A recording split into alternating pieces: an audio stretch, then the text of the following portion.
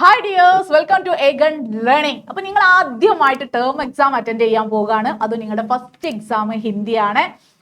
അപ്പൊ നമ്മൾ SSLC-യിൽ നിങ്ങൾ ചെയ്തത്, നിങ്ങൾക്ക് എക്സാമിന് എപ്പോഴും ചോദിച്ചിട്ടുണ്ടായിരുന്നത് ടെക്സ്റ്റ് ബുക്കിൽ നിന്ന് ഒരുപാട് വൺ വേർഡ് ക്വസ്റ്റ്യൻസ് ആയിട്ടും അല്ലെ, പാരഗ്രാഫ് വായിച്ചാൽ തന്നെ ഈസി ആയിട്ട് 2 മാർക്കിന്റെ ആൻസർ എഴുതാൻ പറ്റുന്ന രീതിയിലുള്ള ക്വസ്റ്റ്യൻസ് ആയിരുന്നു നിങ്ങൾ ഇത്രയും കാലം ഹിന്ദിയിൽ അറ്റൻഡ് ചെയ്തിരുന്നത്. ടെക്സ്റ്റ് ബുക്കിനെ ബേസ് ചെയ്ത് തന്നെ ആണെങ്കിൽ പോലും നിങ്ങൾ ഇതുവരെ ആൻസർ ചെയ്യാത്ത രീതിയിലുള്ള ഒരുപാട് ക്വസ്റ്റ്യൻസ് നമുക്ക് +1-ൽ വരുന്നുണ്ട്. നമുക്ക് ക്വസ്റ്റ്യൻസ് ഒക്കെ ഈസിയാണ്. പിന്നെ ഈ ചോദിക്കുന്ന +1 എക്സാമിന് വരുന്ന ക്വസ്റ്റ്യൻസ്, +2 ആവട്ടെ, ഓരോ ക്വസ്റ്റ്യനും വലിയ മാർക്കിന്റെ ക്വസ്റ്റ്യൻസ് ആണ്.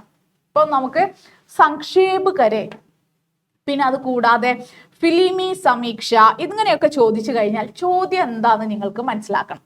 അപ്പൊ ഒരു സിനിമ നിരൂപണം എഴുതാനാണ് ഫിലിമി സമീക്ഷ എന്ന് ചോദിക്കുന്നത്. അതേസമയം സംക്ഷേപം എന്ന് പറഞ്ഞാൽ എന്താണ്? എഡിറ്റോറിയൽ ആണ്. അപ്പൊ ഇതിനെ കറക്റ്റായിട്ട് ആൻസർ ചെയ്യാൻ അറിഞ്ഞിരിക്കണം.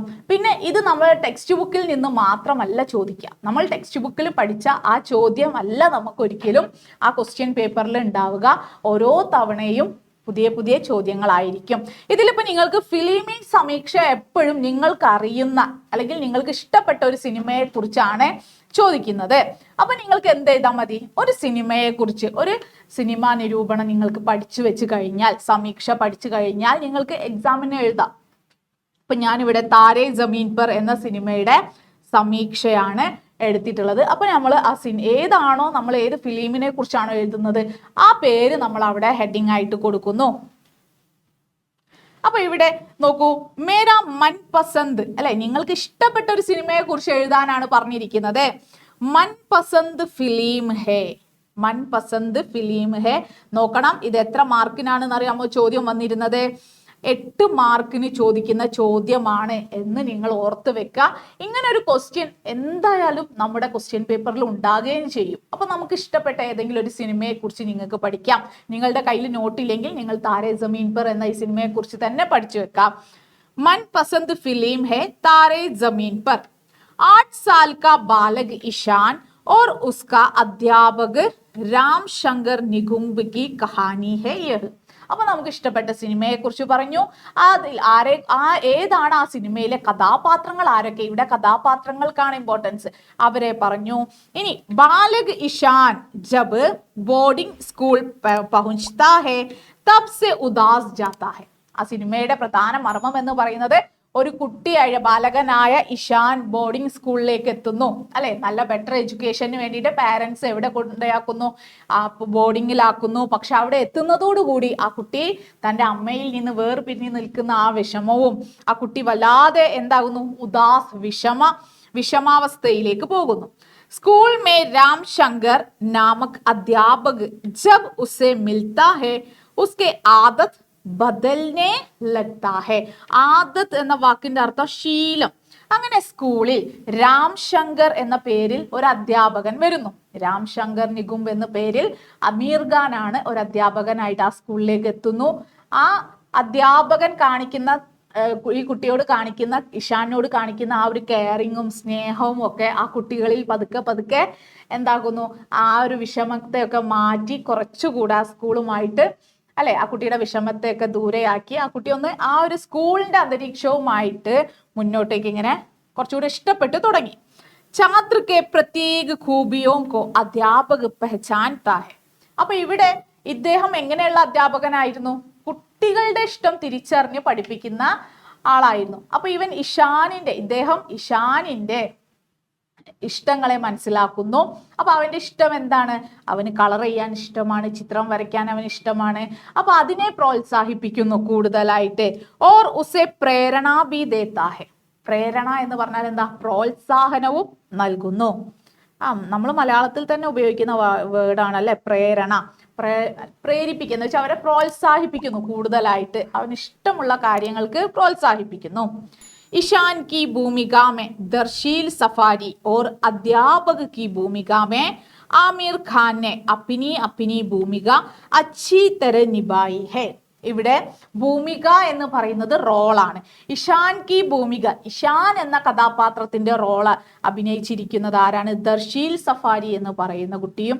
ഓർ അധ്യാപക കി ഭൂമികാമേ, അധ്യാപകനായിട്ട് റോൾ അഭിനയിച്ചിരിക്കുന്നത് അമീർ ഖാനുമാണ്. അവർ രണ്ടുപേരും തങ്ങളുടെ റോളുകൾ വളരെ ഭംഗിയായി തന്നെ ചെയ്തു. അന്യ അധ്യാപക ലോഗ് ബി അപ്പിനെ കഥാപാത്ര അച്ഛേ രൂപ സെ കിയാ ഹെ. ഇനി അതിലോ വേറെയും അധ്യാപകരൊക്കെ ഉണ്ട് അല്ലെ. ബുക്കിലുള്ളത് മാത്രം പഠിക്കുക, ബോർഡിങ്ങിന്റെ ചിട്ടയായ നടത്തം, ഇതിനൊക്കെ ഇങ്ങനെയൊക്കെയുള്ള പല ക്യാരക്ടറിലുള്ള അധ്യാപകരും ആ സ്കൂളിൽ സിനിമയിൽ കാണിക്കുന്നുണ്ട്. ഫിലിം കാ നിദേശൻ, ഇനി നമ്മൾ ഒരു ഫിലിമി സമീക്ഷ എഴുതുന്ന സമയത്ത് ഏത് സിനിമയാണോ നിങ്ങൾ എഴുതുന്നത് ആ സിനിമയുടെ ഡയറക്ടറെ കുറിച്ചും അതാരാണ് എഴുതിയത്, അതിന്റെ തിരക്കഥ, ഇതിനെക്കുറിച്ചും നിങ്ങൾ നിർബന്ധമായും എഴുതിയിരിക്കണം. നിദേശൻ, ഛായാങ്കൻ, പട്കഥ, സംവാദ്, ഗീത് ഓർ പാത്രോं का अभिनय सब एक से बढ़कर एक रहा है. ഒന്നൊന്നിന് മെച്ചപ്പെട്ടതായിരുന്നു. അതിലുള്ള പാട്ടായിക്കോട്ടെ, അതിന്റെ സ്ക്രിപ്റ്റ് ആയിക്കോട്ടെ, അതിന്റെ സംവിധാനമായിക്കോട്ടെ. അപ്പോൾ ഇവിടെ നമ്മൾ താരേ ജമീൻ പർ എന്ന സിനിമയെ കുറിച്ചാണ് ഇപ്പൊ നമ്മൾ പഠിച്ചത്. നിങ്ങളുടെ കയ്യിൽ ഓൾറെഡി എന്തായാലും ഒരു നോട്ട് കാണും ഇതിനെ കുറിച്ച് അല്ലെ. അപ്പൊ ആ നോട്ട് കുറച്ചൊക്കെ പഠിച്ചവരായിരിക്കും. പഠിക്കാത്തവരാണെങ്കിൽ ഈ ഒരു നോട്ടെങ്കിലും എന്തായാലും പഠിച്ചിരിക്കാം. ഇനി ഇത് കൂടാതെ നമുക്ക് എക്സാമിന് 8 മാർക്കിനൊക്കെ ചോദിക്കുന്ന ഒരു ചോദ്യമാണ്, നിമ്നലിഖിത് കണ്ട് പഠിയേ ഓർ പ്രശ്നോ കാ ഉത്തർ ലിഖിയേ. അപ്പൊ നമുക്ക് ചില സമയത്തൊക്കെ സ്കൂളിൽ ഇതിനു മുൻപുള്ള ക്വസ്റ്റ്യനിലൊക്കെ വന്നിട്ടുണ്ടാകും, ഒരു പാരഗ്രാഫ് നൽകിയിട്ട് അല്ലെ, മലയാളത്തിലൊക്കെ ഉണ്ടാകാറുണ്ട്, ടെക്സ്റ്റ് ബുക്കിലുള്ളതല്ലാത്ത ഒരു പാരഗ്രാഫ് നൽകുന്നു, താഴെ നൽകിയിട്ടുള്ള ചോദ്യങ്ങൾക്ക് ഉത്തരം എഴുതാൻ വേണ്ടി പറയുന്നു. ഇവിടെ നൽകിയിരിക്കുന്ന പാരഗ്രാഫ് നമുക്ക് വായിച്ചു നോക്കാം. മേരാ ഭായ് മുജ്സെ 6 साल बड़े थे, आश्चर्य था कि पूरे गांव में सभी लड़के मुझसे 6 वर्ष बड़े थे. അല്ലെ, ആശ്ചര്യമാണ് എന്ത്, എല്ലാവരും എന്നേക്കാളും 7 വയസ്സിന് മൂത്തവർ തന്നെയായിരുന്നു ആ ഗ്രാമത്തിൽ. मैं इसलिए सबसे छोटा था और अकेला था, सब खेलते तो उनके पीछे मैं लग जाता. मेरे भाई बचपन से उपाहिज थे, उनके एक पैर को पोलियो हो गया था, लेकिन वे बहुत सुंदर थे. അപ്പൊ അവൻ എന്താണ്, വികലാംഗനായിരുന്നു. പിന്നെ എന്ത് കാരണം, പോളിയോ ബാധിച്ചിട്ടുണ്ട്. ലേക്കിൻ വേ ബഹുത് സുന്ദർ തെ, എന്നാലും അവൻ നല്ല സുന്ദരനാണ്. ദേവതാവും കീ തര, ദേവതമാരെ പോലെയാണ് അവൻ.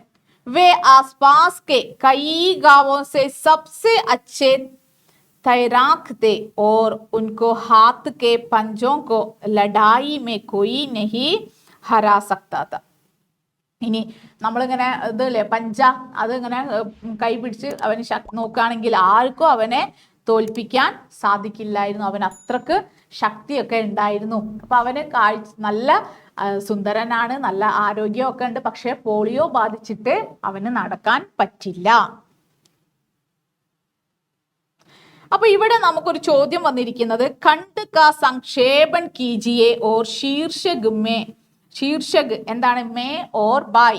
എങ്ങനെ ഈ ഒരു പാരഗ്രാഫിനെ നിങ്ങൾ എന്താക്കണം, സംക്ഷേപൺ എഡിറ്റ് ചെയ്യണം. എന്നിങ്ങനെ ഈ ശീർഷകം വെച്ചുകൊണ്ട് മേ ഓർ ബായ്.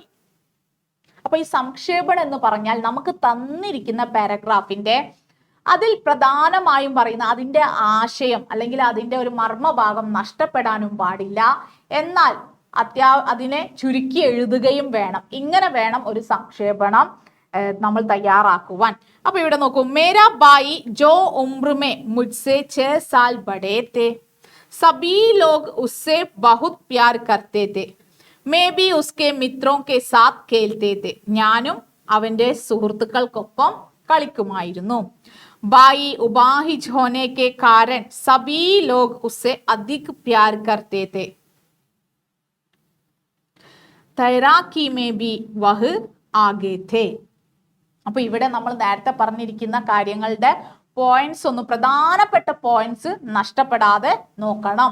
നമുക്കിപ്പോ ഒരു പാരഗ്രാഫ് വായിക്കുമ്പോൾ എല്ലാം പ്രധാനമാണ് എന്ന് തന്നെ തോന്നും. അപ്പൊ നമ്മൾ ആദ്യം മനസ്സിലാക്കുക അവിടെ എന്തിനെ കുറിച്ചാണ് പറയുന്നത്, അതിനെ കുറിച്ച് പറയുന്ന പോയിന്റ്സ്. ഇവിടെ ബായിയെ കുറിച്ചാണ് പറയുന്നത്. അപ്പൊ ബായിയുടെ പ്രധാനപ്പെട്ട പറയുന്ന അവന്റെ മേന്മകളെ കുറിച്ച് പറയുന്ന പോയിന്റ്സുകൾ നഷ്ടപ്പെടാതെ ഒരു സെന്റൻസ് 2 സെന്റൻസ് ആയി നിൽക്കുന്നതിനെ നമുക്ക് എന്ത് ചെയ്യാൻ പറ്റും, ഒരു സെന്റൻസിൽ തന്നെ 2 കാര്യവും കൂടി ചേർത്ത് പറയാൻ പറ്റും. അങ്ങനെ എഴുതിയിട്ട് ഇതിനെ എന്താക്കണം, ചുരുക്കി എഴുതണം. അപ്പൊ നേരത്തെ നൽകിയിരിക്കുന്നത് നമുക്ക് ഒരു 6 വരികൾ ഉണ്ടെങ്കിൽ നമ്മൾ ഇതിനെ ചുരുക്കി എഴുതിയപ്പോൾ, സംക്ഷേപിച്ചപ്പോൾ എന്തായി, ഇതൊരു 3 വരിയിൽ ഒതുങ്ങി. എന്നാൽ അതിൽ ബായിയെ കുറിച്ച് പറയുകയും ചെയ്തു. ഇനി ഇതുപോലെ നമുക്ക് എക്സാമിന് 8 മാർക്ക് അല്ലെങ്കിൽ 6 മാർക്കിന് നിർബന്ധമായി എല്ലാ ക്വസ്റ്റ്യൻ പേപ്പറിലും വരുന്ന ഒരു ചോദ്യമാണ് ജീവൻ വൃത്ത്. ജീവൻ വൃത്ത് എഴുതുവാൻ നിങ്ങൾക്ക് ചോദ്യ പേപ്പറിൽ ഇങ്ങനെ കാണാൻ പറ്റും. എങ്ങനെയാ, ആരെയാണ് ചോദിക്കുന്നത്? നമുക്കറിയാം എല്ലാ ചാപ്റ്ററിന്റെ മുന്നിലും അത് എഴുതിയിരിക്കുന്ന ലേഖകനെ കുറിച്ച് നമുക്ക് കുറച്ച് കാര്യങ്ങൾ നൽകുന്നുണ്ട് അല്ലെ. അവരുടെ ജനനം, ജന്മസ്ഥലം, അവരുടെ കൃതികള്, അവർ നേടിയിട്ടുള്ള പുരസ്കാരങ്ങള്, ഇതിനെ കുറിച്ചൊക്കെ പറയുന്നുണ്ട്. ഇനി ഇതിനെ നമ്മൾ എന്ത് ചെയ്യണം? നമ്മൾ ഈ ജീവൻ വൃത്ത് ഇവിടെ നമുക്കൊരു പ്രൊഫൈലായിട്ടാണ് നൽകുന്നത്. നോക്കൂ, നാം പവൻകരൻ. അപ്പൊ ഇവിടെ നമുക്ക് നാം തന്നു, പവൻകരൻ, ജന്മ 18 ജൂൺ 1965 എന്ന് നൽകിയിട്ടുണ്ട്. ജന്മസ്ഥാന് ഗ്വാലിയർ മധ്യപ്രദേശ്. പ്രമുഖ രചനായെ, അപ്പൊ അദ്ദേഹത്തിന്റെ പ്രമുഖ രചനകൾ ഇസ് തരഹ് മേ, സ്ത്രീ ഭീതർ, അസ്പതാൽ കെ ബാഹർ, ടെലിഫോൺ, കഹനാ നഹി ആത്ത. ഇവിടെ കഹനാ നഹി ആത്ത നമ്മൾ പഠിക്കുന്നുണ്ട്. പുരസ്കാർ, रामविलास शर्मा पुरस्कार, वागीश्वरी सम्मान, केदार सम्मान, विशेषताएं, जनसाधारण की समझ में आने वाली ഭാഷ. അപ്പൊ ഇവിടെ വിശേഷത പറഞ്ഞു. അദ്ദേഹത്തിന്റെ കൃതികളിലെ ഏറ്റവും വലിയ വിശേഷത എന്ന് പറയുന്നത് ജനസാധാരൺ കി സമജ്നെ വാലി ഭാഷ, സാധാരണ ജനങ്ങൾക്കും ഉൾക്കൊള്ളാൻ കഴിയുന്ന രീതിയിലുള്ള ഭാഷാ ശൈലിയായിരുന്നു അദ്ദേഹത്തിന്റെ കൃതികളിലെല്ലാം തന്നെ. അതുകൊണ്ട് തന്നെ എന്താണ്, സാധാരണക്കാർക്കിടയിൽ പോലും നല്ല രീതിയിൽ ഈ കൃതികൾക്കൊക്കെ തന്നെ അവരുടെ ഇടയിലും സ്ഥാനം ഉണ്ടായിരുന്നു. അപ്പൊ അത് വായിച്ചാൽ എല്ലാവർക്കും വളരെ എളുപ്പത്തിൽ മനസ്സിലാക്കാൻ പറ്റുന്ന കൃതികളാണ് അല്ലെ. നമുക്ക് മലയാളത്തിൽ ബഷീറിന്റെ കഥകൾ അങ്ങനെയാണല്ലോ, വായിക്കാൻ എല്ലാവർക്കും ഇഷ്ടപ്പെടുന്ന കഥകൾ. കുട്ടികൾ മുതൽ മുതിർന്നവർ വരെ അത് വായിച്ചു പോകും. വായിച്ചു തുടങ്ങിയാൽ മുഴുവനായിട്ട് വായിക്കും. അതെന്തുകൊണ്ടാണ്? അദ്ദേഹത്തിന്റെ ഭാഷാ ശൈലി അങ്ങനെ ആയിരുന്നു അല്ലെ. എങ്ങനെയാണോ നമ്മൾ അധികം സാഹിത്യത്തിലേക്ക് പോകാതെ ഏതൊരാൾക്കും വായിച്ചാൽ മനസ്സിലാകുന്ന രീതിയിലുള്ള ഭാഷാ ശൈലി, അതുപോലെയാണ് ഇവിടെ പവൻകരന്റെ ഭാഷാ ശൈലിയെ കുറിച്ച്, വിശേഷതയെ കുറിച്ച് പറയുന്നത്. ഇനി അദ്ദേഹത്തിന് ലഭിച്ചിട്ടുള്ള പുരസ്കാരങ്ങളൊക്കെ നമ്മൾ പ്രൊഫൈലിൽ കണ്ടു. ഇനി അതിനെ നമ്മൾ ഒരു പാരഗ്രാഫ് ആക്കി എഴുതണം. പവൻകരൻ ഹിന്ദി കി യുവ പീढ़ी के कवियों में सबसे श्रेष्ठ है. ഇതിനെ നിങ്ങൾ സെന്റൻസ് ആക്കണേ. उनका जन्म 18 जून 1965 को मध्य प्रदेश के ग्वालियर में हुआ. അപ്പൊ നമുക്ക് തന്നിരുന്നത് ഒരു പ്രൊഫൈലാണ്. അതിലുള്ള പോയിന്റ്സിനെ നമ്മൾ സെന്റൻസ് ആക്കി എഴുതിയാൽ മാത്രം മതി അല്ലെ. हर विषय से संबंधित कविताएं उन्होंने लिखी है. എല്ലാ വിഷയങ്ങളെ കുറിച്ചുമുള്ള കവിതകൾ അദ്ദേഹം എഴുതിയിരുന്നു.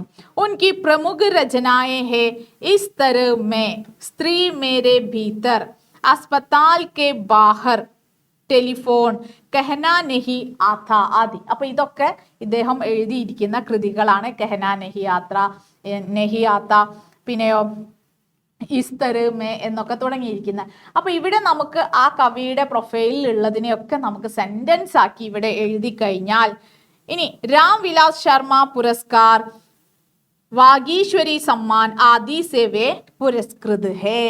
उनकी रचनाओं की सबसे बड़ी विशेषता, നേരത്തെ നൽകിയിരിക്കുന്ന പോയിന്റിനെ നമ്മൾ എന്താക്കുന്നു, സെന്റൻസ് ആക്കി. വിശേഷത यह है कि जो कुछ वे लिखते हैं साधारण जनता के समझ में आने वाली है.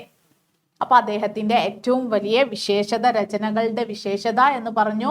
അപ്പൊ ഇവിടെ നമുക്ക് പ്രൊഫൈലിൽ നൽകിയിരിക്കുന്ന അതേ കാര്യങ്ങൾ തന്നെയാണ് അല്ലെ. അതിനെ നമ്മൾ സെന്റൻസ് ആക്കി എഴുതിയിട്ടേ ഉള്ളൂ. അപ്പൊ നിങ്ങൾ ഒന്ന് കുറച്ചധികം നമ്മുടെ നോട്ട്സിലൊക്കെ ഉണ്ട്, നമ്മുടെ ടെക്സ്റ്റ് ബുക്കിൽ തന്നെ എല്ലാ ലേഖകന്മാരുടെയും പ്രൊഫൈലുകൾ ഉണ്ട്, അവരെ കുറിച്ച് പറയുന്ന കാര്യങ്ങളുണ്ട്. അപ്പൊ അതും അവരുടെ കൃതികളുടെ പ്രത്യേകതകളൊക്കെ ഒന്ന് വായിച്ച് നന്നായി മനസ്സിലാക്കി വെച്ചാൽ എക്സാമിന് ചോദിക്കുന്നത് ആരെ കുറിച്ചാണെങ്കിലും, ജയശങ്കർ പ്രസാദിനെ കുറിച്ചോ ഇനി സുകേഷ് സാഹ്നിജിയെ കുറിച്ചൊക്കെ ചോദിച്ചാലും നിങ്ങൾക്ക് ഇതുപോലെ ആ പ്രൊഫൈലിനെ നിങ്ങൾക്ക് പാരഗ്രാഫ് ആക്കിയിട്ട് ജീവൻ വൃത്ത് തയ്യാറാക്കി കഴിഞ്ഞാൽ നിങ്ങൾ എന്തായി, നിങ്ങൾക്ക് 8 മാർക്ക് വളരെ ഈസി ആയിട്ട് സ്കോർ ചെയ്യാൻ പറ്റുന്ന മാർക്കാണ് ഇപ്പം നമ്മൾ ഡിസ്കസ് ചെയ്തത് അല്ലേ. ഏതെങ്കിലും ഒരു സിനിമയെ കുറിച്ച് നിങ്ങൾക്ക് പഠിച്ചു വെക്കാം. അപ്പൊ ഞാൻ ഇവിടെ ഇങ്ങനെ ഒരു വീഡിയോയിൽ പറയാനുള്ള കാരണം തന്നെ, നിങ്ങൾ ഒരുപാട് ചാപ്റ്ററിലുള്ള ക്വസ്റ്റ്യൻ ആൻസറുകൾ പഠിക്കാതെ നമ്മുടെ ക്വസ്റ്റ്യൻ പേപ്പറിൽ വരുന്ന ടൈപ്പ് ക്വസ്റ്റ്യൻസിനെ പഠിച്ചിരിക്കുക. അതാണ് ഏറ്റവും ഇമ്പോർട്ടൻ്റ് ആയിട്ട് നമ്മൾ ചെയ്യേണ്ടത്. അപ്പൊ നമുക്ക് എല്ലാ ക്വസ്റ്റ്യനുകളും അറ്റൻഡ് ചെയ്യാൻ പറ്റുന്ന രീതിയിലായിരിക്കണം നമ്മുടെ പഠനം. എങ്കിലേ നമുക്ക് ഫുൾ മാർക്ക് സ്കോർ ചെയ്യാൻ പറ്റൂ. അല്ലെങ്കിൽ നമ്മൾ ചാപ്റ്ററിലെ 4-5 ചാപ്റ്ററുകളിൽ മാത്രം ഒതുങ്ങി പോകുന്ന ഒരു പഠനമല്ല, മറിച്ച് ക്വസ്റ്റ്യൻ പേപ്പർ എന്താണെന്ന് മനസ്സിലാക്കുക, അതിന് എങ്ങനെയൊക്കെ ആൻസർ ചെയ്യണം എന്ന് മനസ്സിലാക്കുക. അപ്പോൾ നമ്മൾ ക്വസ്റ്റ്യൻ പേപ്പറിൽ എന്തായാലും വരുന്ന ഇമ്പോർട്ടൻ്റ് ആയിട്ട് വരുന്ന 3 ക്വസ്റ്റ്യൻസ് ആണ് ഇപ്പോൾ നമ്മൾ ഡിസ്കസ് ചെയ്തത്. അതെങ്ങനെയെന്ന് ഞാൻ പറഞ്ഞു തന്നു. ഇതുപോലെ നിങ്ങൾ വേറെ ഇതിലിപ്പോൾ നിങ്ങൾ താരേ സമീൻ പർ അത് തന്നെ പഠിച്ചു വെച്ചാൽ മതി. പക്ഷേ ഇതിൽ വരുന്ന സംക്ഷേപണം ഏതാണ് വരിക നമുക്ക് പറയാൻ പറ്റില്ല. അത് പുറത്തു നിന്നും പാരഗ്രാഫായിട്ട് ചോദിക്കും. ചിലപ്പോൾ നമുക്ക് പഠിക്കുന്ന നമ്മുടെ ചാപ്റ്ററിലുള്ള ഭാഗം തന്നെ അതും ചോദിക്കാം. ജീവൻ വൃത്ത് നമ്മൾ ഒരുപാട് സാഹിത്യകാരന്മാരെ കുറിച്ച് നമുക്ക് ടെക്സ്റ്റ് ബുക്കിൽ പഠിക്കാനുള്ളവരെ കുറിച്ചേ വരുള്ളൂ. അപ്പോൾ ആ നമ്മൾ പഠിക്കുന്ന ചാപ്റ്ററിലുള്ളവരെ കുറിച്ച് ഒന്ന് മനസ്സിലാക്കി വെക്കുക. അവരുടെ കൃതികളുടെ പ്രത്യേകതകൾ ഒന്ന് മനസ്സിലാക്കുക. ഇവിടെ നമുക്ക് ഇയറൊക്കെ നൽകുന്നുണ്ട്, ജനിച്ച വർഷം നൽകുന്നുണ്ട്, അവരുടെ കൃതികൾ നൽകുന്നുണ്ട്. അതിനൊന്ന് പോയിന്റ്സ് ആക്കി പഠിക്കാനും കൂടി പഠിച്ച് എഴുതാനുള്ള കുറച്ചൊന്ന് പ്രാക്ടീസ് ചെയ്ത് കഴിഞ്ഞാൽ നിങ്ങൾക്ക് ഈസി ആയിട്ട് ഈ 3 ക്വസ്റ്റ്യനും നിങ്ങൾക്ക് ആൻസർ ചെയ്യാൻ സാധിക്കും. അപ്പോൾ ഇനി ഇതുപോലുള്ള ക്വസ്റ്റ്യൻസ് വീഡിയോസിനായിട്ട് ചാനൽ സബ്സ്ക്രൈബ് ചെയ്യുക, ലൈക്ക് ചെയ്യുക, ഷെയർ ചെയ്യുക.